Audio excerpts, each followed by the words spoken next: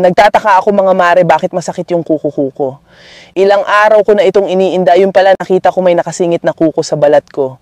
Ginamit ko na yung ordinaryong nail cutter pero hindi kayang gupitan.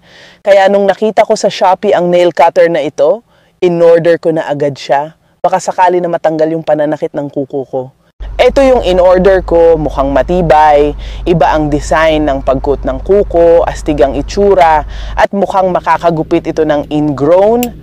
Subukan natin kung matalas nga, nakakagupit nga siya at talagang makukuha ang ingrown ko nito. Hirap gumamit kasi nung isang nail cutter na ginagamit ko dati. Salamat at nakita ko ito sa Shopee. Nawala na ang pananakit ng kuko ko, mabuti na tanggal na. Effective talaga itong nail cutter pang tanggal ng mga ingrown. Kahit kasingit-singitan dumi sa kuko, makukuha matalas at madaling gamitin, mura pa at effective. Kung may ingrown ka na di mo makuha, i-share ko ang product link sa baba kung saan ko siya nabili. Follow mo rin ang Heidi Online para sa mga product reviews. Paki-share kung nakatulong sa'yo. Salamat!